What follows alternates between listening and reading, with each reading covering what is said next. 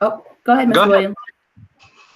Thank you, everybody, for coming. This workshop is with Miss Courtney Thomas, and it is about response to intervention, turning data and digits into data, and just overcoming the beast of what response to intervention is. Handouts have been emailed to everybody at San Jose, and they'll be included on Google Classroom with this particular presentation. So, Ms. Thomas, it is up to you. Hey, thanks. All right, so just a heads up, if you guys see me kind of glancing this way, I've got two monitors going so that I can see the slideshow and see you guys at the same time. I promise I'm not just staring off into space. All right, so my goal today is to make sure you get the information you need, okay? And that's a good thing that is my goal, because I'm going to be very upfront. I am not in any way, shape, or form a showman, if you will. So my goal, though, is to get you excited about RTI, which if anyone has had any time spent with RTI or lovely data binders, you know that it is not always the most fun part of being a teacher, but I am going to show you how I learned how to really love RTI and data and how to effectively use it in our classroom. So, hold on. Let's see if I can figure out this technology. No, my slide doesn't want to move. Okay. So, some of our objectives for today, just so we know what we're going to be working on, is I want to make sure that you actually understand RTI, okay? And I don't mean understand the process. I mean understand what RTI is and why we use it. I spent my entire first year at San Jose hearing RTI, RTI, RTI. Nobody ever told me what it stood for. They just kept mentioning it. And then I sat in an IEP meeting my second year, and someone said, hey, have you done RTI with this kid? And I went, maybe. What is it? So that was not a good look on the school when I said that, not a good look for me. But finally, someone explained what RTI meant and what interventions are. And so my goal is to make sure that we have all those basics and that we understand how it's connecting to data. All those numbers were constantly getting thrown at us. All right. We're going to turn that data and our understanding into some knowledge. We're going to talk about how to actually implement it, while at the same time monitoring and tracking it, and then how we can make it a team effort. And I promise when it is a team effort, it makes it so much easier. So what is RTI? Okay, so RTI stands for Response to Intervention. And it is where we identify and provide additional support to students with learning or behavioral needs. Okay, so now my question to you guys is, and feel free to unmute, there's not that many of us, based off of that definition, considering the fact that all public schools do that, they all identify, they all provide additional support. Why do you guys think, just on that definition, we have a opportunity at San Jose to do that even better than at some of the other schools? Smaller student body. Yep. Absolutely. Anyone else? Way more awesomer teachers. I like that one. I like that one. But yeah, he got it. All right. The biggest thing, and there's many reasons, but one of the big things is our smaller student body, right? Because we have smaller class sizes, we can identify those kids quicker. We can pay closer attention to their process, right? And as we're going to talk about a little bit closer to the end, we have a lot more wiggle room for creativity in how we implement it. So we absolutely are going to do it better at San Jose than how we do anywhere else, right? So the building blocks of response to intervention, and we're going to go into detail about each one of these. But just so we know what we're working with, the first thing you want to ask yourself when using response to intervention is, do you provide high quality instruction in your classroom? And that's not just when intervening with students, right? We're looking at, with every student you have, are you providing high quality instruction? Then you're going to ask yourself, are you using a tier system? If you haven't heard of that tier system, I'm going to explain it to you. Are you assessing your students and your own instruction and strategies? So I constantly tell my students, are you reflecting, right? Are you reflecting on what you're doing? Is what you're doing working? If it's not working, why are you still doing it? And I'm a big believer that that is the same for teachers, right? If we keep doing something and it's not working for a student, why are we still doing it? And finally, how are you involving others in the student's personal support system? So, next question to you guys. What do you consider high quality instruction? Instruction that's on the student's level, but also is engaging for like the whole class to participate, where it's not so much, the students can tell which person is doing which, like it flows simultaneously. Oh, I love that you said that, Sammy, because that's going to connect a lot to what we're going to talk about near the end. Well, I would say instruction that's aligned like with the curriculum or the standards that are there. Playing to multiple intelligences and different students' learning styles. Yeah, great. All right. Both of those are right on. If we have to find that balance between what is going to get the kids involved, right? What helps them learn those multiple intelligences, but also making sure that we're following along with their standards. Because whether we like standards or not, they're there. And we have to make sure the kids are working from them. And if you take a look at a lot of those standards and you then take a look at what they're going to need to do once they leave school, there are a lot of those standards that are application based, that are critical thinking based, right? And when you start looking at it that way, they really should play a major part in your instruction. Now, because as we all know, the school system loves to give you their exact definitions, I've got some for you. This is actually according to the Wisconsin RTI Center. So they consider high quality instruction things like designing and delivering instruction that helps learners achieve success in a mainstream society while sustaining their identities. That is a lot, right? So not only do you have to worry about what your instruction is and how you deliver it and designing it, but also that you're not losing who they are as human beings in the process. It's that we're developing their knowledge, their skills, their habits, that we're looking at the environment we're providing, that we're respecting them, that it's rigorous. But here's the thing, okay, is that I feel like so much of the PD I went to my first couple years as a teacher, all right, not stuff at San Jose, but things I got sent to, so much of it was, here's the research, and then here's these great icebreakers we're going to do so that you feel like you're getting up and doing things. And along the way, I feel like what got lost, what I wasn't having provided to me was, well, what does that actually look like? Once you have the research, what is the actual process of doing these things? So what does it look like? Okay. Can you guys give me some examples of something you feel you have done in your classroom that was highly effective? Small group sessions, I know works really well for chemistry and the tougher sciences. So like you pull out your lower performing students into smaller groups and you work with them, not necessarily one-on-one, but in a much more intimate setting so that you can really tune into each kid. Another thing that I like to do too is when one student gets it, they teach somebody else who's having a hard time.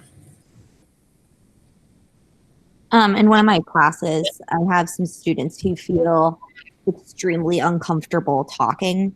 And so I told them at the beginning of the class that I want them to communicate with me in whatever way that they feel the most comfortable. But the most important thing is that they communicate with me. And that's been very effective. Yeah. And that's awesome too, because those two things look totally different, right? The small groups was focusing on how might they get more out of the lesson by communicating with their peers.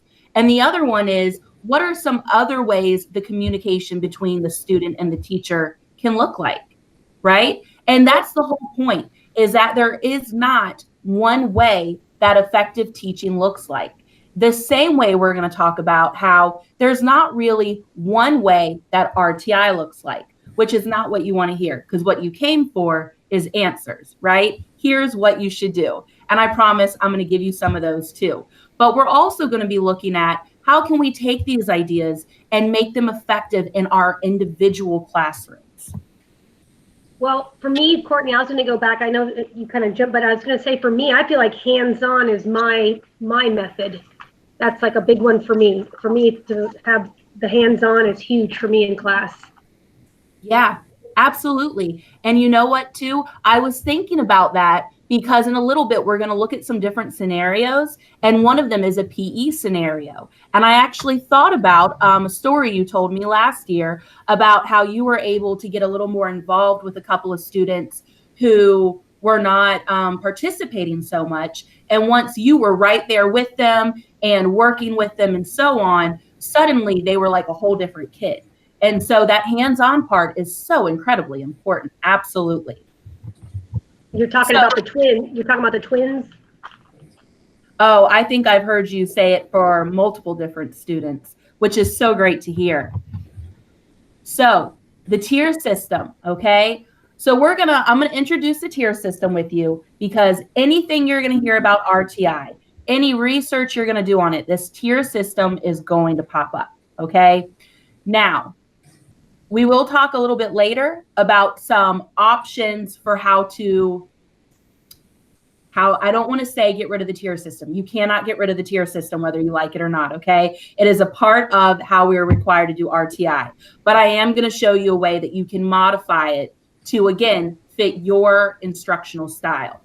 So, tier 1, the student responds to high quality instruction. So tier 1 is going to be the majority of your class, all right? Tier 2, the student needs targeted instruction in addition to the high quality instruction. So again, that student is still getting the instruction you're already doing in class. That doesn't go away. But in addition, you are going to provide some targeted instruction, okay?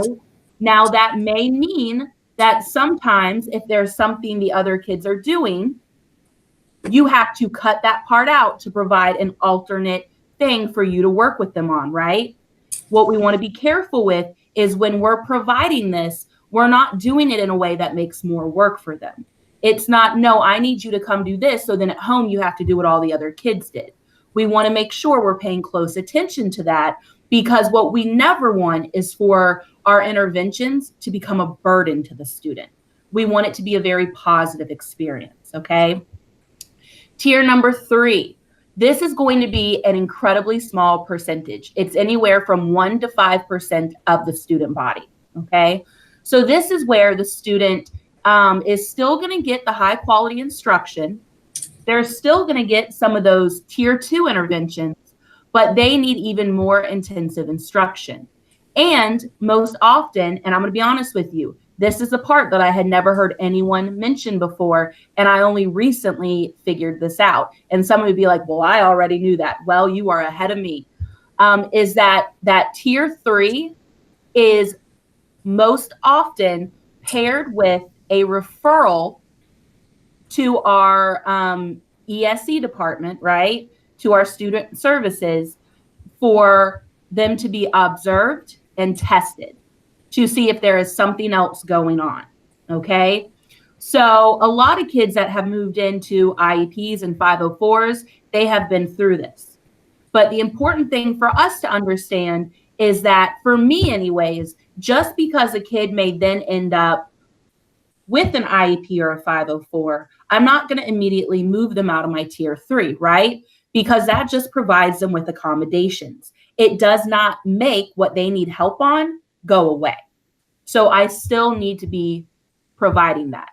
Now, if you go look at research and the way a lot of schools do it, tier 3 kids don't stay there for very long, okay? For me in my classroom, if I have a kid on tier 3, do they have the opportunity to move to a tier 2? Yes, but often I'm still going back and doing those extra interventions just in case, because I want to make sure that they can be consistent in demonstrating those skills that I have taught them before I move them out of that tier. Monitoring and tracking, okay? These go together, but they're two different things. So what's so important to remember is that this is a progress, all right? It's not something where they're gonna just stay there. We have to think of it as, how am I helping them get to the next step? How am I helping them get to the next level? So tracking, that's our numbers, okay? That's Mr. Hall's favorite part, the numbers part. That's the part that just, hurts my brain.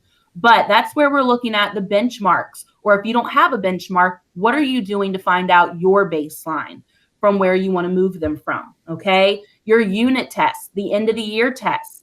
And then in between those things, projects and class assessments. But monitoring is different. And that is the part we shouldn't forget. Because to me, monitoring is almost even more important, all right? The data part, that's important for us to have evidence for the people checking in on things. But as a teacher, I need to make sure I'm monitoring. I need to make sure I'm listening to my students. What are they saying in response to questions I'm asking in class, in whole group, in small groups? What are they commenting on to their classmates about the work we're doing, about the ideas we're discussing? I'm observing. How often do they have to hesitate when they're responding to questions? How much are they staring at their work and not completing it? Are they hesitating to ask for help, right? And at times, I need to sit down and ask questions. You're going to have a lot of students that they are that, I can't remember the exact word. It's like the false, I can't even remember it. But basically, it's when they seem like they know what they're doing. They're real good at looking like they know what they're doing. But when you actually sit down and start asking them questions about their work or about what you're learning, you're going to be able to find out that it might be quite different than what they're presenting to you, okay? Trust your instincts, consult with your team. Always very, very important. So, why is a personal support team, switching gears here, thinking about you yourself as a teacher? Why is a personal support team important for you?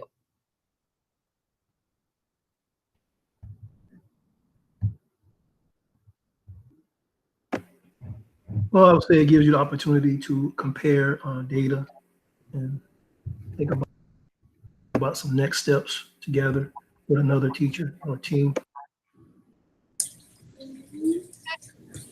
Somebody might have a response for one student that you also have that might be more effective than what you're currently doing.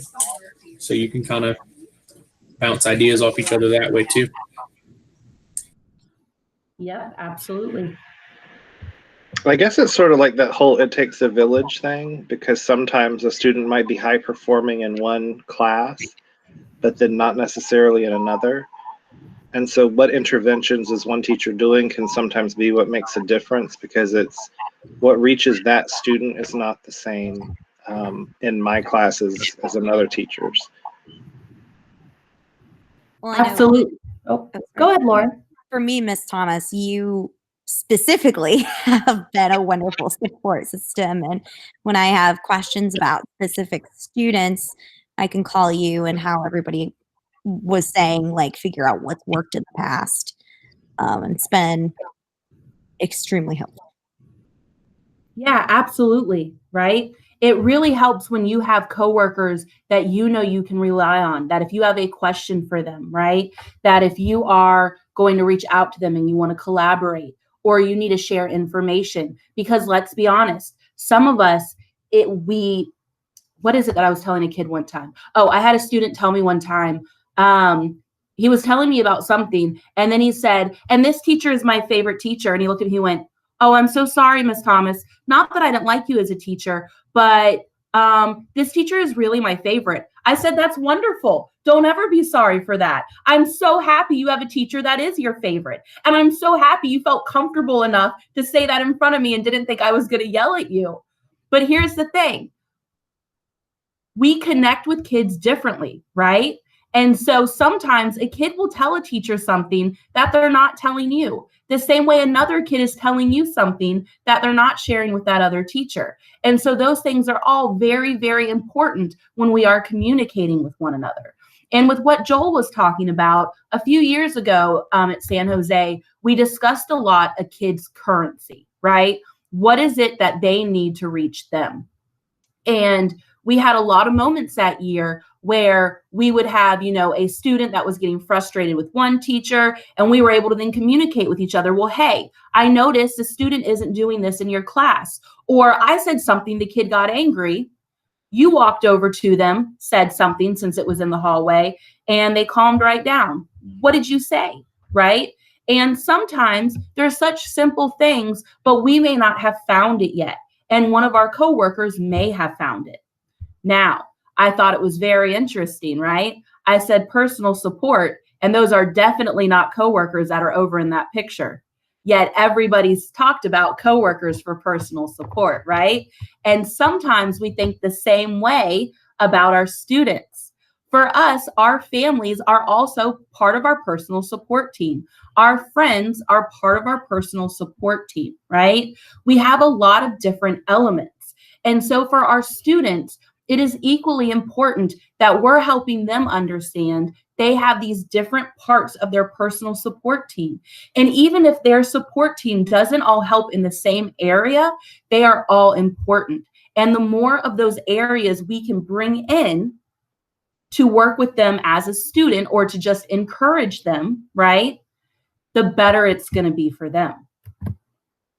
So what makes up their personal support team? Well, their family, right? Their guardians, their siblings.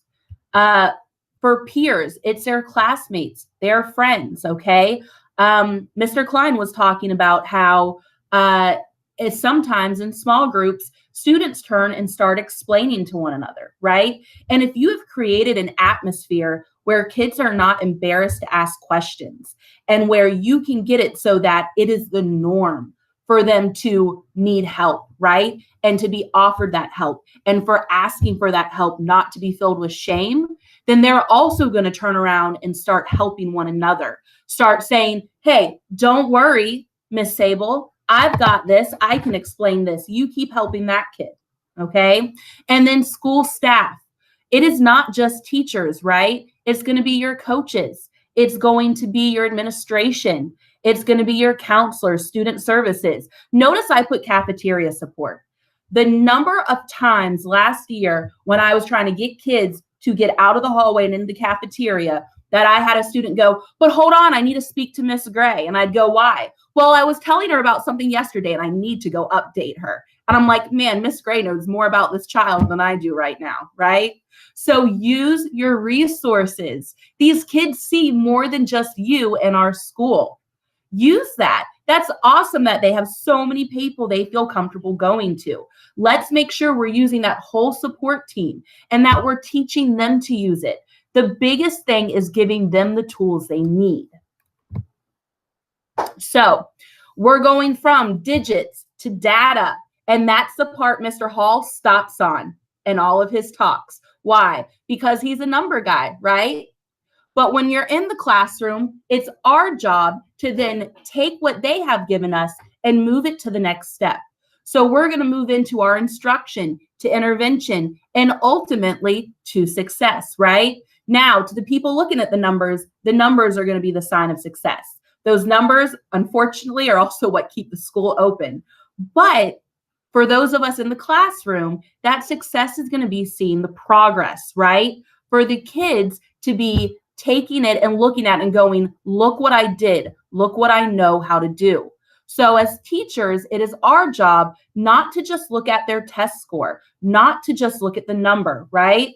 Because if we're not looking at the human being connected to it, then that number means absolutely nothing. So, in your opinion, what are some things we need to consider as part of data aside from the test scores? Attendance. Absolutely, attendance. What else? Physical well-being and health. Yep. Students' personal level of comfort, absolutely. Participation. Yeah, there is a lot of things we have to consider when we're looking at our student. That number is not everything. Oh my gosh, I love that you just said that. The student's view of themselves. I had in my SLS class, kids just did that a few weeks ago for one of their journals. They had to put how I see myself, and then they had to go ask others how they saw them. And the responses, some of them would break your hearts, from everything to, I think that I'm not worth other people talking to, right? And then you get the opposite side of the response where someone says, I think I'm super handsome, Miss Thomas. And I'm like, whatever floats your boat, I'm glad you got that confidence, and we're going to build it into all of them. So there's a lot of different things that we need to look at. So let's look at the human side of our data, deciding who needs what. So I've got us a couple of scenarios here. So if you're looking at the screen, you're going to see Minsu. Minsu is in U.S. history, okay? And he is in 10th grade. On his Unit 1 test, he got a 32%. Now listen, guys, if you see where I've made a mistake in any of these subjects I don't teach, be patient with me. I did come up with these scenarios on my own, and several times I was going over and I'm like, wait, that class doesn't actually have an EOC at the end, so I had to make some adjustments, all right? But then we also have the teacher's observation. You're going to find that there's an observation with every single one of these. Why? Because it is equally important to their scores. So the student listened in class, classwork was completed, but it showed the student did not understand the questions. The teacher then proceeded to talk to the student. Imagine that, talking to your students. So they asked about studying, and the student said they spent several nights studying. Do you guys think we're going to put them at a tier 1, general extraordinary instruction, tier 2, some supplemental instruction, or tier 3, intensive instruction? All right. I would say 2.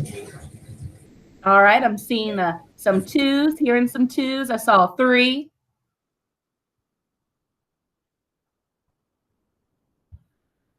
Another 3, a 2. All right. Who wants to give me their reason for why they chose their tier? I will. All right. And I missed part of the meeting, so I apologize if I'm way off. But I don't like that they said they spent a lot of time studying, but they still got that really low score. So something's not clicking. Either the way that they're studying is not working, or they're processing the material in a not so great way. That to me, that's a really big discrepancy between I study a lot and I'm getting this terrible score. Like if it was like a D or a C on the test, I would say a 2, but that's why I lean toward the 3. That part is very important, that they spent several nights studying, right? That's a very different answer than if they didn't study at all. Does anyone who said 2 want to tell us why? Sure. I said 2 because they listen in class, they do their work, and they're just not understanding the questions. So maybe there just needs to be some supplemental instruction on how to break down a question as opposed to full on, everything, right? Just take them aside maybe once or twice and say, okay, here's a couple of questions. I want you to just break the question down. Don't give me the answer, but what is this question asking you? And I do that a lot too. Like in my classes, I have what I call Mr. Klein's 3-step process to solving any math problem in his science class. And so step 1 is, what information are you given in the question and background knowledge that you have that you can use to solve this question? 2, what are you asked for? And then 3 is DMNM, which stands for Do Math, Not Meth, Public Service Announcement from Mr. Klein. So, but that allows them to really break down the question so that they can understand what's being asked, as opposed to just cutting them loose with it and then figuring out later that they don't know how to break down the question properly. Right. Good. Now, what did I love about both those answers? Okay. I love that both of them made 100% sense, right? If I had only heard just one of those, I would have said, yep, I agree. That's the tier I want them on. If I had heard the other one, I would have said, yep, I agree. That's the tier I want them on. All right. And that is why RTI is so case by case, right? Yes, there are things we're following, But often, again, it's relying on your instincts. So for me, okay, I tend to err on the side of additional instruction, mostly because you're going to see in a little bit how I organize mine. And I do so much intervening with the whole class in general that it's not throwing anything extra my way if I move a kid to that one, right? However, there is that idea that if you're putting them on one, right, according to the people who created the tier system, you're also supposed to be recommending them for testing. Now, that point about that they're studying several nights, right? That would clue me in that maybe there is another issue going on. So maybe let them spend some time at tier 2, see if it helps, see if you can draw out any more information, and then you can always move them to tier 3 very quickly after that if you think that is where they should go. Or if you would rather put them at tier 3, right? Give them that triple instruction going on so that you can get the answer even quicker, go for that, okay? I've had it go both ways. I've had a kid that is just like this, where they say they're studying and they're struggling to understand it, and it turns out they did need to be recommended, and they did end up with 504, IEP, whatever it was. I have also had it go the other way, where once I got to know the student more, they opened up a little bit more. Turns out, even though they were studying, parents also required they help the younger siblings with their work while they were studying, and younger siblings were very loud. So even though they spent several nights studying, it wasn't in the proper atmosphere. When tutoring was provided and they had the proper atmosphere, suddenly they were doing much better, right? But that being said, there are some very concerning things there. And it would definitely need to be a 2 or a 3, with the idea that no matter which one you're putting them in, you're going to be gathering even more information in case they need to be switched to the other one. Ramona, all right. She is in ELA class, 9th grade. Her 8th grade FSA was a low 1. That's the lowest. I should clarify that for those who do not teach English. She got a 2 out of 10 points in main idea, a 4 out of 10 in craft and structure. Her main idea test at the beginning of the year, she gets a 60%. The observation is the student is responding to small group reteaching and is beginning to increase the frequency of correctly spotting the main idea. What tier are we going to put her in?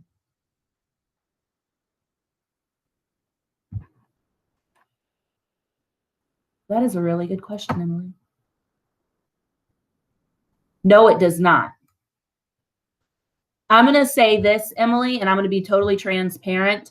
I did not even, up until over the summer when I was looking at for something for RTI, I had never even heard that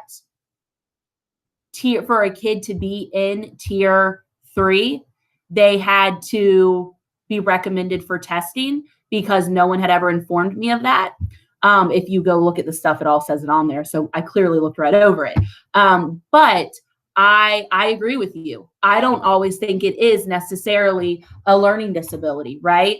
I think we have to tread very carefully, simply because if we're noticing something and we can't find another reason for it and we don't recommend them. But again, I think that's where using your resources to collaborate, seeing if it's just in one subject, if it's in multiple subjects, and then if the team is really unsure, going to Mrs. Cooley and getting her opinion on it. But yeah, I absolutely agree. And again, fully understanding the IEP process in 504, definitely not my strongest suit. I wish I had a better answer for that. But I think that is an excellent thing we should be concerned with and that we should be keeping an eye on. All right, so for Ramona, what do we think? What tier?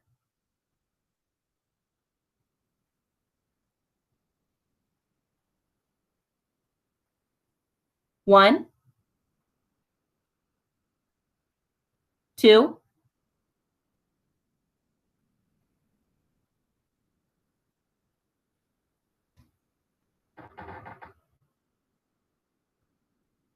All right.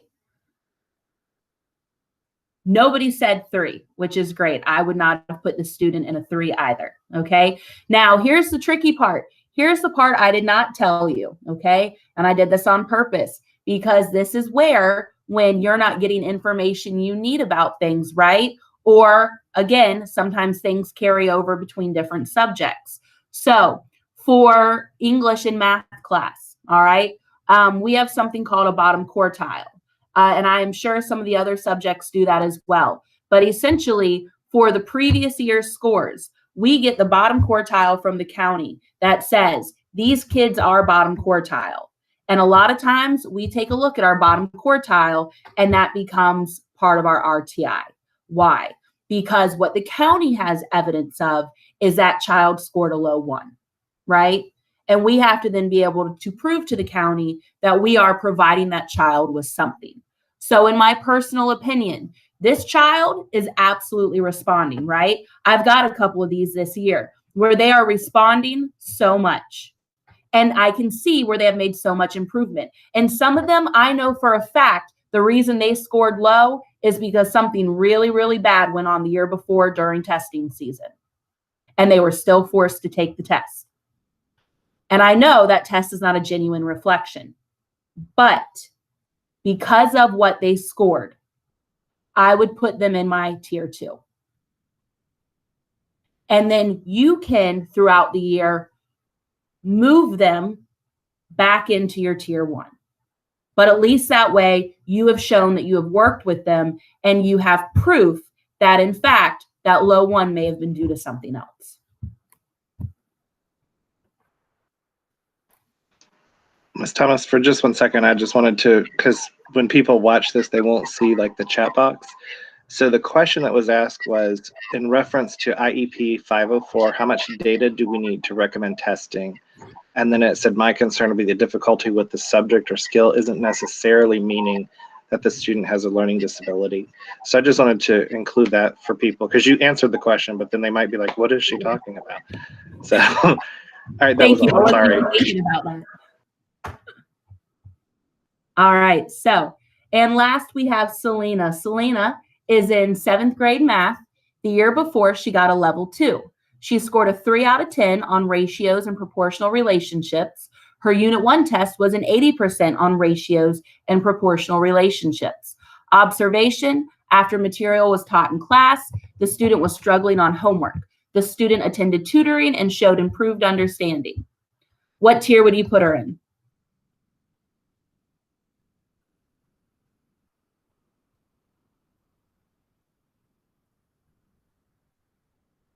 I see a lot of 1s. I would put her in 1, all right? She's got a level 2. And if however many levels, let's say it's out of 5, a level 2 is not necessarily passing, all right? And if you have a really, really all around high group of kids and a high level 2 is one of your lowest scores, then sure, go ahead and put her in your tier 2. But for a majority of classes, a high level 2 is so much right on the cusp. And the same thing she scored low on the previous year, she's already improved to an 80% on the first test. And observations show that she is responding very well to those regular prevention aspects of instruction, such as tutoring. So I would also say tier 1. So data needs to expand into knowledge of our student, right? We saw that when we were looking at all the observations, but that also turns into understanding and knowing about our student. Now, does this mean that teachers need to go be stalkers and do all this research on our students? No, please do not be creepy. But, all right, pay attention to the things they say, all right? I do not sit there and say, oh, well, if they come from this kind of home, they must be this way, right? We're not generalizing our students because it's not always going to be true. But we can't escape the fact that all the different aspects of their life do shape who they are. And there may be some things that are going to connect to what is going on with them. So if we look at Minsu, okay, mom is working from home, but he does have 2 younger siblings, 1 older sibling who has an IEP. He hates asking for help. My thought would be maybe there's a connection there, right? If mom has others to help, maybe Minsu is used to trying to restrain from asking mom for help, okay? But thrives working one-on-one. So maybe Minsu isn't going to thrive asking questions in a whole group, but one-on-one, man, going to do excellent. I have had kids in the past, as I know some of you have, who do not necessarily want to show they don't know how to do it, but the minute they know they can sit with you one-on-one, man, they are following you around that classroom. I mean, I've had a student literally get up and try to follow me every time I move to someone else's table, literally going, no, you need to wait. Ms. Thomas, you need to help me. And I'm like, I got 18 other kids. You can move with me, but you got to let me talk to the other kids too now, okay? So those scores, yes, the hanging out with class, absolutely. I am sure you've all had that. Every time I went to Mr. Williams' classroom to have a question, I had a line of kids in front of me waiting to get help, all working in there. I said, what is happening in here? So, but that's awesome, right? It also means that they are now comfortable with getting the help they need. And that is what we want at our school. So those scores are going to show us what our students need help on, but our knowledge is going to show us how to help them. And that how is so important to getting the results we want. The Teacher Express, this is just my favorite thing ever because listen, your teachers, you need them, right? Ask questions. I encourage the middle school team so much to ask questions. High school teachers, I hope you're doing the same up there. Why? Because I will drive a person nuts with my questions. I spent most of my time in school not asking questions and it impaired my learning. And now I drive everyone crazy with all my questions. You can ask Mr. Williams, you can ask Miss O'Connor every day. What do you know about this? I need help with this. I'm concerned. Figure this out. I hope they're not that mean, but sometimes, right? So ask questions. Somebody said, I always am going to say somebody said, because I remember things people have told me that I loved what it was, but I can never remember who said it.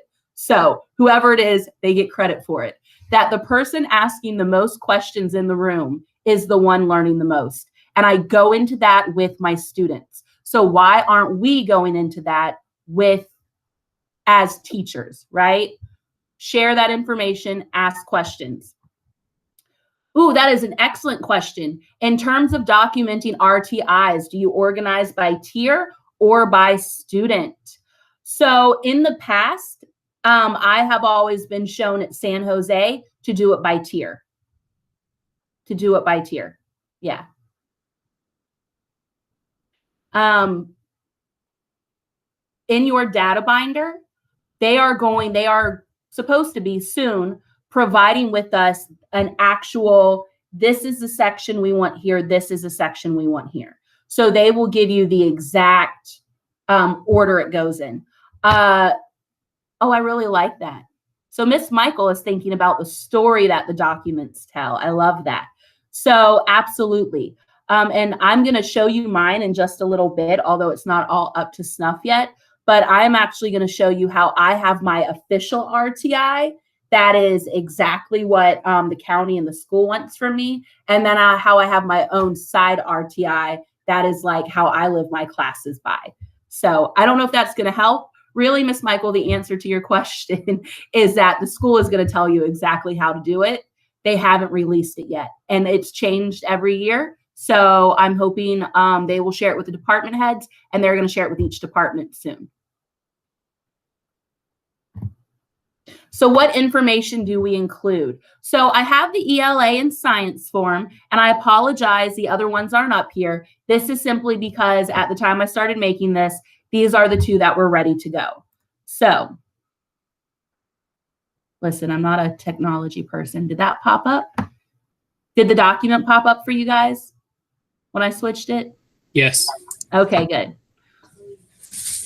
It would not be the first time this year I have pulled something up on the screen and talked and the kids were looking at nothing. So, all right. So this is the English one. So you'll see on here that it has a place included for strengths, right? Why? Because we're always looking at our kids' strength.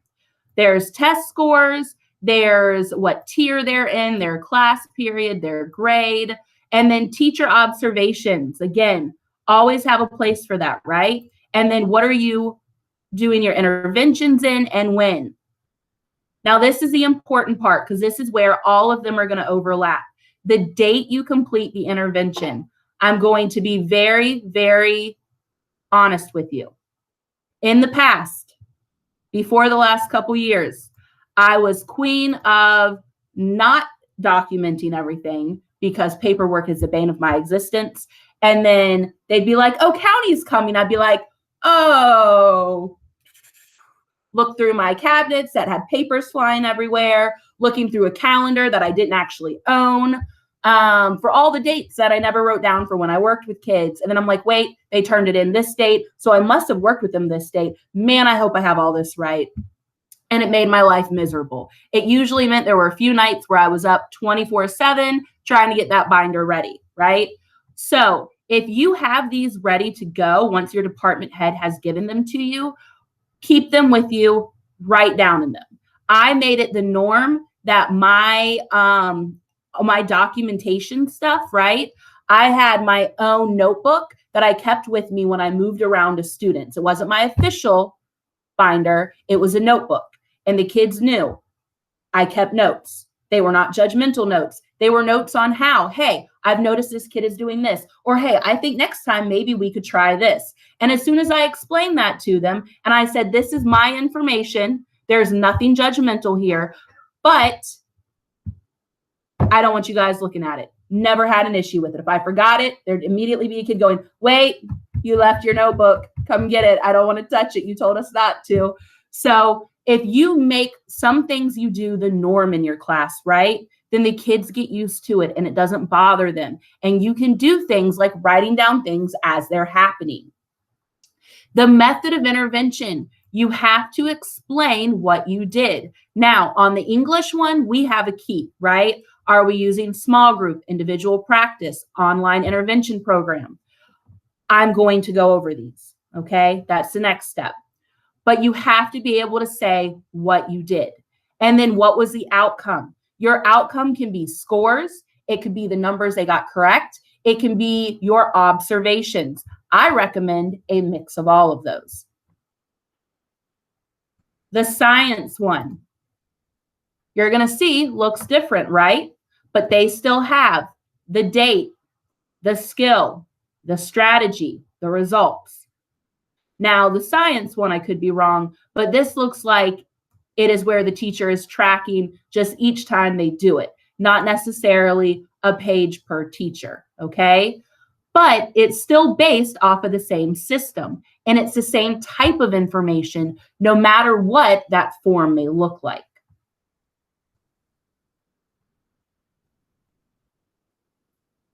And I am going to quickly show you, I'll come back to that. I'm going to come back to all that, I promise. But I want to show you that first off, yes, the documentation nightmares, the number of times I had nightmares about paper flying around me, okay? So what are you including on it? Numbers, observations, background information. Here is one of mine. Please excuse the extremely messy handwriting. Unfortunately, that's just how I write. Nobody ever gave me pretty English teacher handwriting. But this is not a real student. I am not giving you anyone's personal information, but these are usually what mine look like, okay? I've got it all filled in. I've got my observations. If you look at it, this is for 1 month, okay? Now, it depends on how you run your class. The way I run mine, I can have this much information in 1 month, okay? So I have the online intervention, and as you see, they took the same lesson twice, failed it both times. I marked it in orange with a huge exclamation point so that I know whatever that skill is, they need something more than what the online program is providing. So when you go down further, you're going to see where I went and worked with them on that same skill. Later, they retook it and their score improved. So I documented that. Sometimes it's numbers and how long they worked on it. Sometimes it's my observations. Improved, but still needs work. Minor improvement. Further down, major improvement. Okay? Their test at the very bottom, I've split up the different categories they're working on, and I've written notes about all of them. Down at the bottom, I have if I've contacted their parents. Up at the top, you see that ugly heart and cube up there? I tell you, I write all over mine. That E is for ESE. That is not something that you are required to put on response to intervention sheets, right? The only reason I do that is because I like to make sure I always have the full picture of my student, right? So when I'm looking through this, I'm taking a look and I'm saying, okay, let's say it's an ESOL student. I usually have a mark on there. Now, are my students ever going to be limited by me because they are ESE or because they are in the ESOL program? Absolutely not. But I want to make sure I'm looking at the whole picture. So when I'm looking at that score, if my student is in the ESOL program, I'm also considering, is this a language reason that they are struggling, or is this a content reason they are struggling, right? So you want the whole picture. So no, things like that are not required. You see I have that H in the cube. That's because I have this student gets pulled out by Miss Hubbard for reading, right? Again, not required to go on there. The only reason I have it on there is because it reminds me, hey, wait a minute. I'm concerned about this area. This student also meets with Miss Hubbard. Why don't I go consult with her and see what she can provide for me as a resource or what her thoughts are on it? As we go through the year, I start adding Post-its onto mine, right? One of the best things I ever heard was from, I don't even remember who it was, but they said, your data binder is a living being, right? It is ever changing, and you should be interacting with it all the time.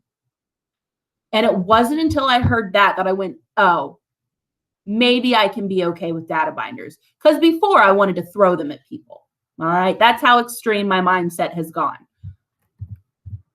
But you can make it work for you. Now, because apparently I talk too much and don't time things well, I don't want to hold you over. So we're just going to look at a few of these things, okay? So method of interventions, small group, student-teacher conferences, individual practice, peer tutor. I say tutor loosely, but that's just having other classmates work with them. Academic interventionist, again, that would be someone like Miss Hubbard. Online intervention program. In middle school, we have been given one by the school. iReady is the online intervention program for reading and math, even though all our kids do it. But there are many other programs out there that might work as an online intervention program, depending on what your subject is. Collaborative teaching, okay? Tiered assignments. Here is what, when I first thought about RTI, what made it so difficult for me was that I looked at it as, here is what I have to prepare for my class. Here is what I have to prepare for RTI. Here is what I have to prepare for my ESOL students. Here is what I have to prepare for IEPs and 504s. And I was so overwhelmed because what I was not noticing was where these areas overlap. There are a lot of things some of you are already doing that are methods of intervention, right? You may just not be writing it down. When you sit down with the kid and you spend 10 minutes reteaching something, you have just intervened. Document it. If you have provided a tiered assignment, guess what? That's differentiation. If you have done differentiation with a student, mark it down. Now, can differentiation be the only thing you're doing for interventions if they are at a tier 2 or a tier 3? No, but it can be part of it, okay? Additional scaffolding, additional direct instruction, reviewing worker assessments. If a student fails a test in your class and you sit down with him or with a small group of students and you go through and walk them through the answers and then maybe give them another example to try, you have now done an intervention. Breaking projects down, breaking assignments down into steps, setting small goals with them. Those are methods of intervention, okay? Get creative. I know Ms. Sable's going to like this one. A choice menu, right? Create a choice menu individual to the kid. Create it with them so they have things to choose from that interest them on that specific skill they need work on. Give them a comic strip to explain it, okay? Guys, I apologize. I am not good at looking at the chat box when it's on another screen. Forgive me. I'll even read it out loud. RTI forms are only required for students who are struggling, correct? So yes, it is only for students that are struggling, okay? I am gonna show you the way I do mine, which most people do not like, which is where I have a form for every single student I teach, but that is not what is required at all. It is just for your kids. I will say this, normally in my classes, I end up on the official RTI list. I usually have anywhere from 3 to 6 kids per class that are on the official RTI list.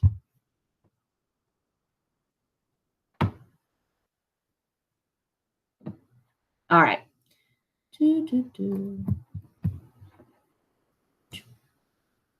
Here are some other ones for you guys. Okay, I'm not going to go through all of them, but they're there. They're provided for you. You can do things like journaling for math.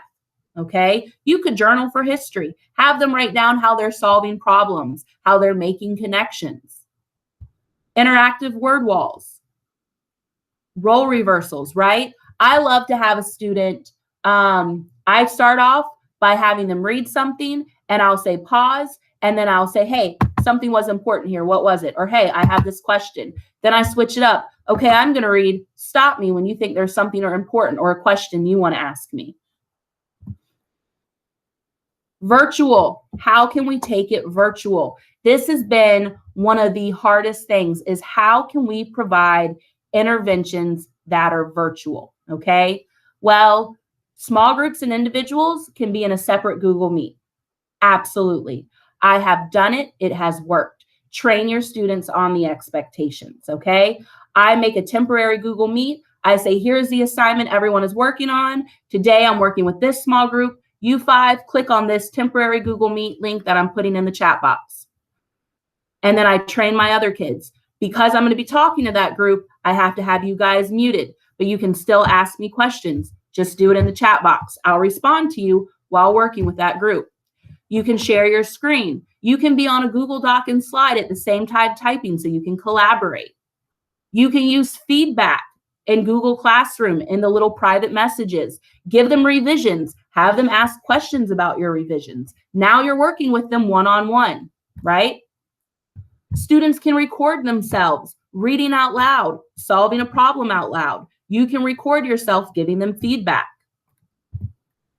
And again, working with our kids, not just on what is their academic struggle, but what are their other struggles? Maybe you have a kid who's making straight A's, right? So probably not going to end up on your RTI list. Does that mean there aren't still things you need to help them with?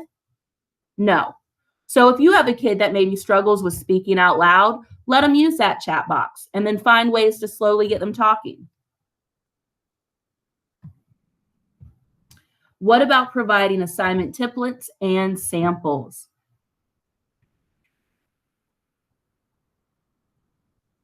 Actually, so do you mean, could we post things in the PD Google Classroom that could be used in any class?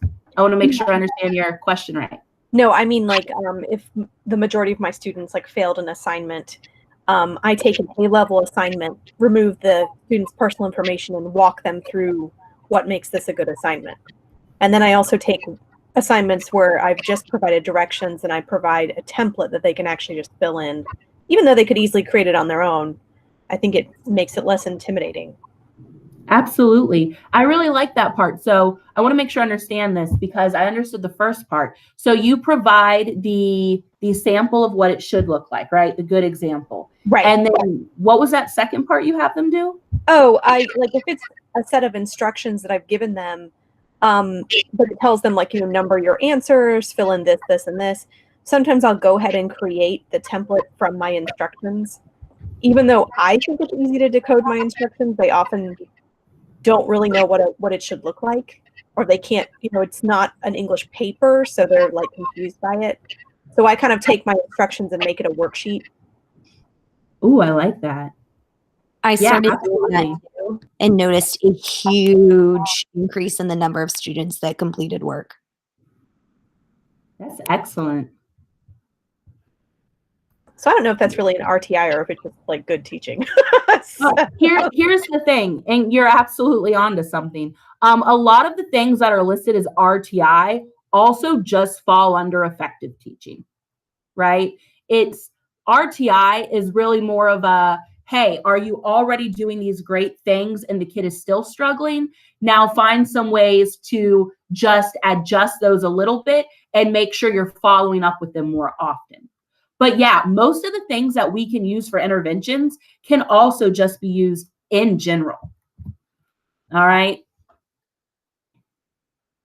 So I am going to, because we are at 3:50, I've really messed up my time here. I'm so sorry. I'm not going to go through these different scenarios, but I have provided for you about 5 different scenarios in here that literally have step 1, step 2, step 3, step 4. So it shows what the student is struggling with, and then it talks about documenting observation. Then you go into what you're doing with them, and then what happens at the end to document the results, okay? So, and I've got them in here for different classes. So there is one for PE, there is one for reading, one for math, one for science. So take a look at those when we're done, so that if you need an actual, this is what the step process looks like, okay? You have them there as an example. I'm gonna make sure this slideshow gets uploaded for you as well. Parent involvement, okay? So parent involvement, again, another thing that I spent many years not knowing because no one ever told me. But in a lot of states, they actually require, right, legally, that you let a parent know that a student is getting some extra instruction. Now, that never would have occurred to me because I'm constantly providing extra instruction to every student whenever they need it. But it's a good way to get them involved. And parents like to know, oddly enough, most parents' response isn't, oh no, don't give my kid this extra help. It's, of course you can help my student. And I'm really glad to know what they're doing. And once parents know that you're open to the communication, they're going to start getting more involved and they're going to be responding anyways. Be organized. I love that picture on the right because that has always been me. Okay. Once you find your way of doing RTI, and your way of RTI is going to have to both fit what we are required to do and also fit your style, then find a style of organization that works for you. Okay. One good thing to have in your RTI binders or in your RTI part of your data binder, however they decide to do it this year, is you need to have samples of your students' work. So when you have copies of tests, when you have copies of their writing, when you have done some of your individual instruction or your small group instruction, save that work, even if you have to go make a copy of it, because you're going to want to put it inside of your binder, okay? If you have that sitting right there that says, hey, look, this is what I've done, now you have provided that proof, okay? So hang on to some of that work. So we're back to that same first slide. So what is RTI? At the very beginning, I gave you the textbook definition.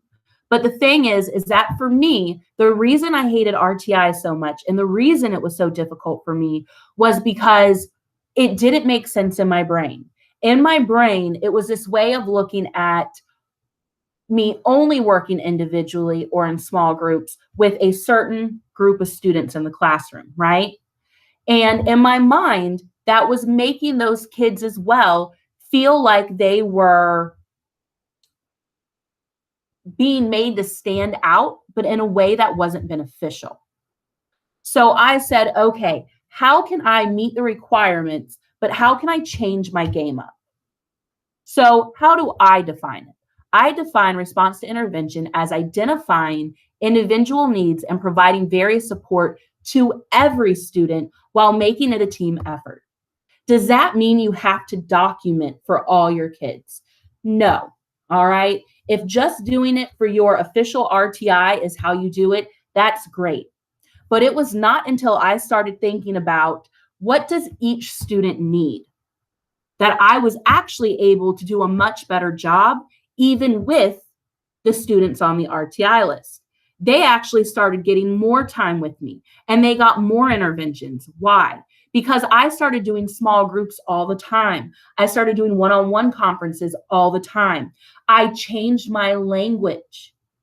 It wasn't just, oh, we're working on this. Well, why are we working on this when everyone else is working on this?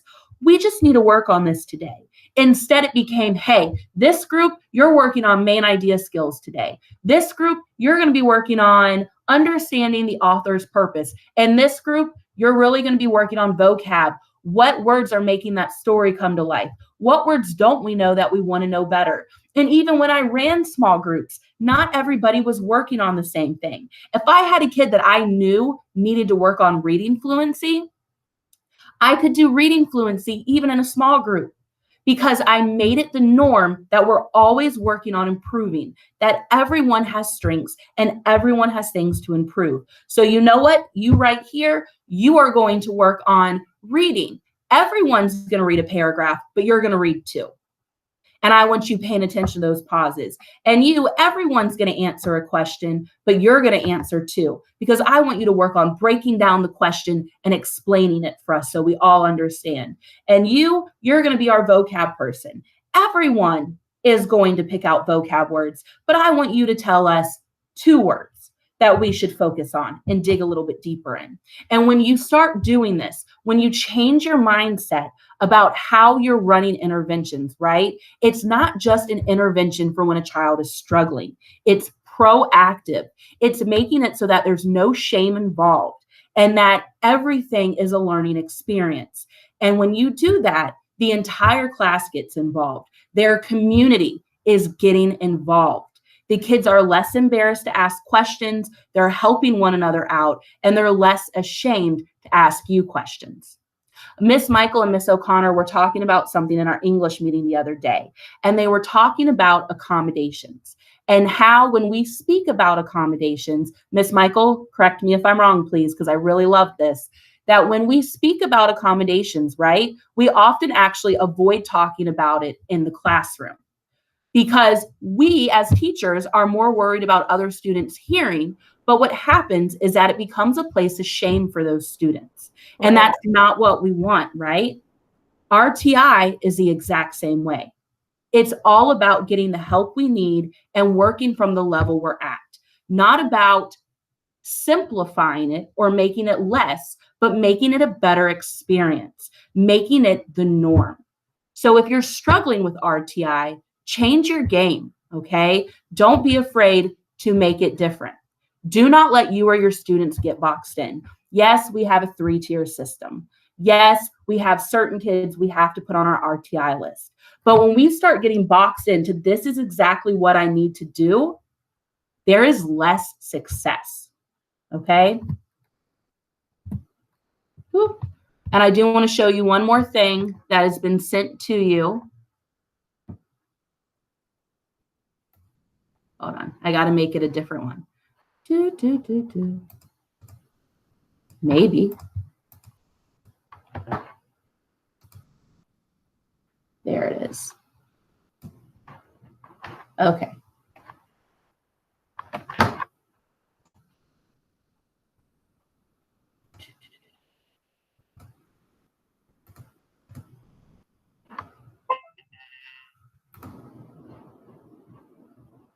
Okay, so I've sent you this. Use it all you want. I have just taken and created it based off of other things I've seen and research I've done, okay? I've got a couple different versions of it here for you. So looking at your tiers, looking at what happens in it, okay? And then down here, so this is the official way to do it, right? This is kind of the way in my mind I structure it. Okay, so all my kids end up somewhere. It's not just, it's not just thinking, oh, only if they're in tier 2 or tier 3 do I need to be thinking about what they need. I want to be thinking about what all of them need. Okay, because guess what? You have some kids that they may respond to highly effective instruction, but they're actually need more than that highly effective instruction. And I don't mean because they're not understanding it. I mean because some of them are ready for more advanced work, right? And so you need to be providing challenges for those kids. And just because a kid is not in tier 2 or tier 3 doesn't mean they don't need individual attention from the teacher. All right. So that's why I've included this one as well, just because it's a different way of thinking about it. And I know I rushed through some of those points. I apologize. That hour, I thought I was not going to have enough stuff, and apparently I had way too much. But that's it. Questions, comments, concerns, requests for your money back? You guys are all frozen on the screen, so I can't tell what you're thinking. Oh, I have a question, maybe not exactly about that stuff. You did an excellent job there. But as far as the benchmark test, is the deadline going to be reopened? Is it going to be reopened to do those, or are we done with it? Because a lot of students still haven't taken the benchmark test. That's maybe for everybody or anybody who knows. Right. Yours is on the NWEA, right? Yes. I'm not sure for the NWEA if it can be reopened. I know in the middle school with the iReady, it will make them take the benchmark even if our time is closed out, because they then do work on it and it won't let them do work. But I think with NWEA that it might actually cut off after the due date for them. But I would recommend for that question, ask your department chair, because they're going to have an exact answer for you. I do know when I did NWEA in the past, it was kind of the due date happened and it was closed out, and that kid then had to wait until benchmark 2 in order for us to get that data, which is really unfortunate. But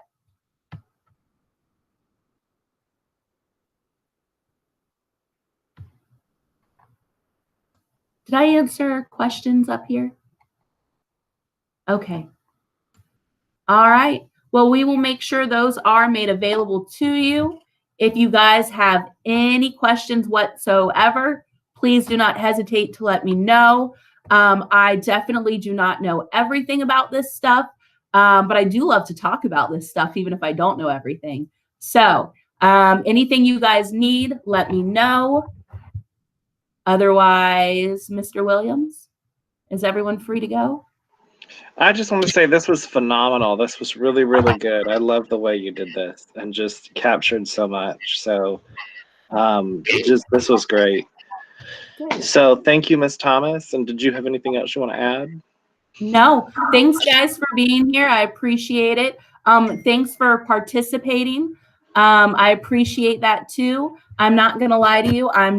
Public speaking has never been my thing, but I really do. I wanted to do this because I did go from being someone who passionately hated RTI to now I really, really love it.